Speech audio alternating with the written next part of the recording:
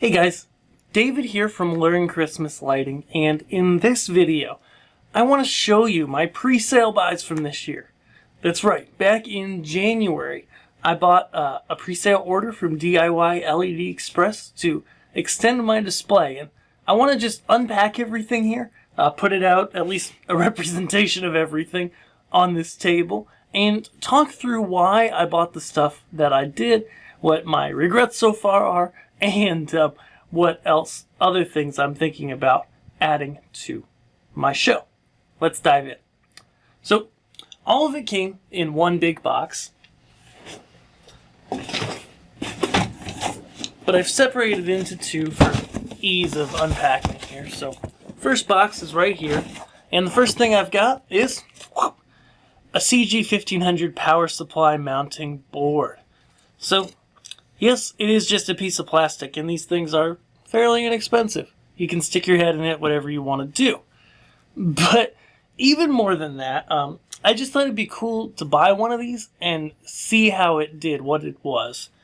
And so, I don't have a CG1500 yet, but I can see by observing and looking at a power supply that I have that the corner holes are for mounting the board to the CG1500 box itself. And then, down here, the smaller holes are for a Meanwell LRS350. They align right up with the holes on the back of the power supply, and there's room for air to come through here. So, great job, great little product. They're pretty inexpensive. Once I get a CG1500, I'll show you how I mount it, and then I'm going to put it up, actually not too far above me there, in the attic to control the lights that I'm going to mount permanently on my house, hopefully this year. Let's look at what's next. Next thing in the magical box is pixels. So I ordered myself 10 things of square pixels, 10 50 count strands, and I got them with the DIYLEDexpress connector. And then, switching to box 2, this one obviously came from Amazon, but I'm just using it to hold my stuff. I got myself, I believe, 12 or 14 50 count sets of regular pixel nodes. And I wanted to do this for a couple reasons.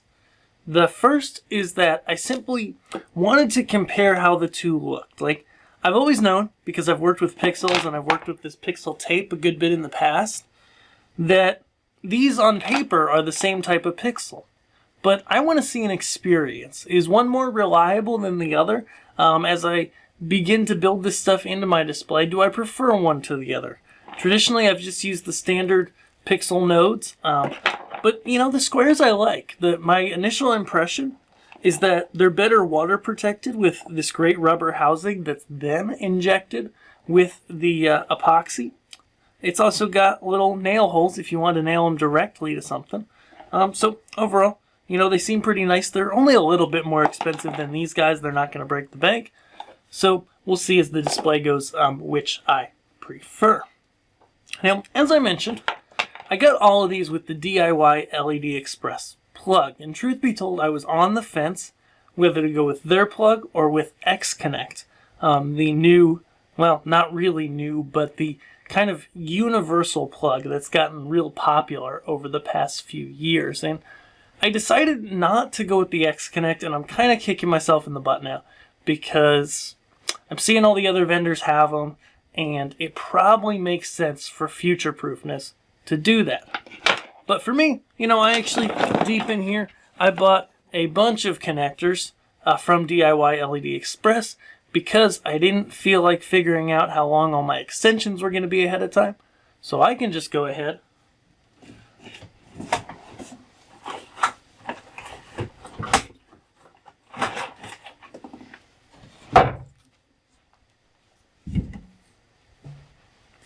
and grab wire just like this. Having purchased all these connectors, I've now got some great 18.3 LED wire, easily found on Amazon, link below, and I can make my own custom extensions to whatever length I need for my props and be good to go.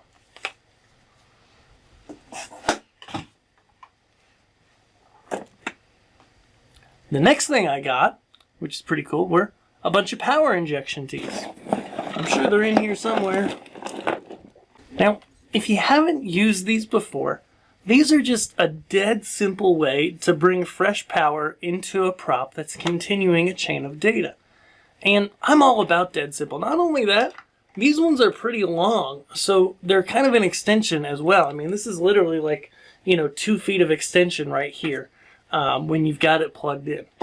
And so the way I'm going to use these is as I go from prop to prop, when I need to connect some fresh data in before a new prop, but I'm not coming off a controller directly, I can just go ahead, whoop, pop one of these guys in, get it some 12-volt power, and it's going to inject that fresh power.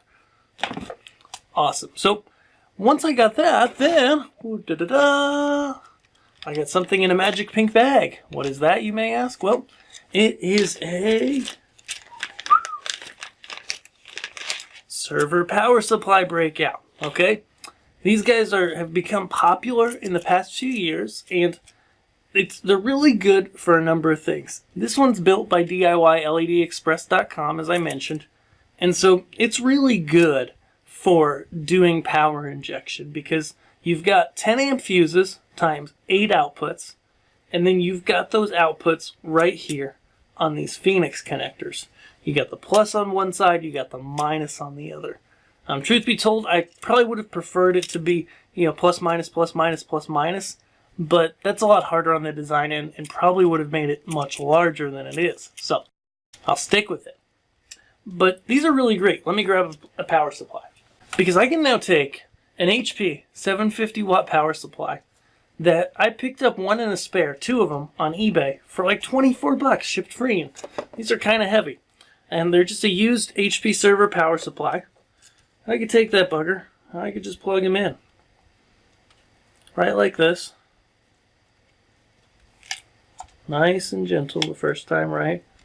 I haven't done this yet, and ta-da! I didn't break anything, and now it's plugged in. And so now this will serve 2 purposes. And so now, if you're not familiar with these server power supplies, this breakout serves 2 purposes. One is it actually turns the power supply on, because you have to connect some certain pins together on the output to get it to fire. It's just like any other computer power supply. It's not like a Meanwell where you just plug it in and it turns on. You have to activate it like a computer's power button would. So these boards do that for you. And then the second part is, like I mentioned, they've got the fuses and the different outputs to be able to distribute power to your various props. And so you can go ahead and feel free to send power in every direction you need to and be good to go with this. So as I set up my display, I'll show you how I use this. I'm planning to have this centrally located near a lot of my props, power my controller off of it, and then also power individual props off of it as well. And so now that I've filled up my table with fun, I almost said junk, but this isn't junk, these are pixels, they're fun. That's what I bought this year from a pre-sale. Now I followed this up with an order from Boscoyo Studios, and when that comes in a couple months, hopefully sooner, but I know they ran a big July sale. So when that comes, then I'm going to go in and I'm going to show you how I'm going to mount all this stuff and really start to really put my display together. Think about different boxes to keep all my stuff in, etc., etc. So if you want to see all that, be sure to subscribe here on YouTube, and I will see you guys in our next video. Thanks.